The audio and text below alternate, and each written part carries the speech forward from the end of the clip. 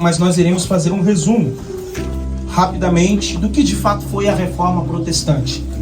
Esse dia de extrema importância que foi no último dia 31 de outubro, a última quinta-feira, nós, como servo de Deus, salvos em Cristo Jesus, nós celebramos 507 anos da Reforma Protestante.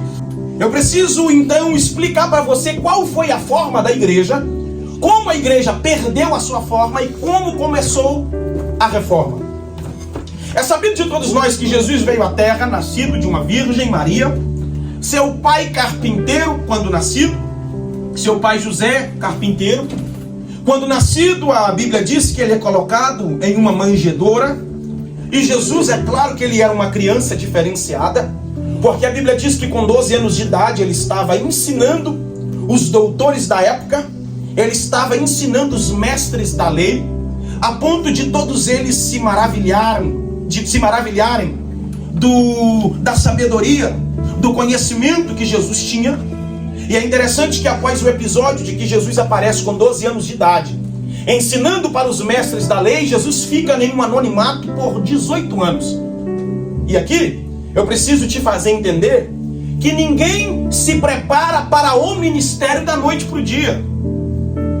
Todo mundo usa Jesus como exemplo, que teve um ministério de excelência de 3 anos e meio aproximadamente. Porém, Jesus, antes de estar exercendo o seu ministério, ele se preparou durante 30 anos. A diferença dos nossos dias é que a gente se prepara 3 anos para exercer o ministério de 30. Jesus preparou 30 para exercer o ministério de 3. Jesus aparece, ele é batizado. Após o batismo, o seu batismo é confirmado por Deus. A Bíblia diz que uma pomba, ela se pousa do lado direito de Jesus, e uma voz, a pomba representando o Espírito Santo, e ali acontece a divina trindade, Jesus como filho, a pomba representando o Espírito, e o próprio Pai brada do céu dizendo: esse aí é o meu filho amado, a quem me comprazo, ou a quem eu tenho prazer. A trindade aparece ali no deserto, no batismo de Jesus. A partir desse momento, Jesus começa a fazer várias obras extraordinárias. Jesus começa a fazer milagres. Jesus chama os seus 12 discípulos. E ao chamar os 12 apóstolos ou os 12 discípulos, Jesus dá para eles uma missão. Essa missão está escrita em Marcos 16, capítulo 15. Ide por todo mundo, pregai o evangelho a toda criatura. Quem crê e for batizado será salvo. Porém, quem não crê será condenado. É a mesma missão que Jesus deixou para nós, para a igreja. E só que eu preciso lhe dizer que o propósito primordial de Jesus ao vir sobre a face da terra não foi fazer milagre. O propósito primordial de Jesus antes do seu nascimento sempre foi a cruz. Preciso lhe dizer isso, queridos. O propósito da existência de Jesus primordial sempre foi a cruz.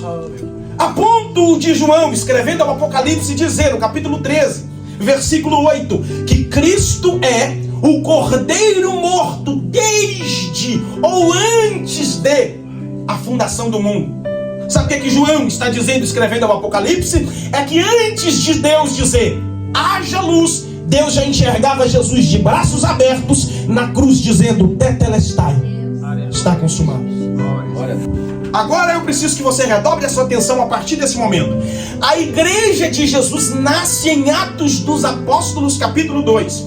Quando o Espírito Santo desce, enche aqueles aproximadamente 120 crentes que estavam no cenáculo. Eu preciso lhe dizer, irmãos, que a vida daqueles homens, que a vida daquelas pessoas que receberam o Espírito Santo em Atos dos Apóstolos, capítulo 2, nunca mais foram as mesmas. Glória a Deus.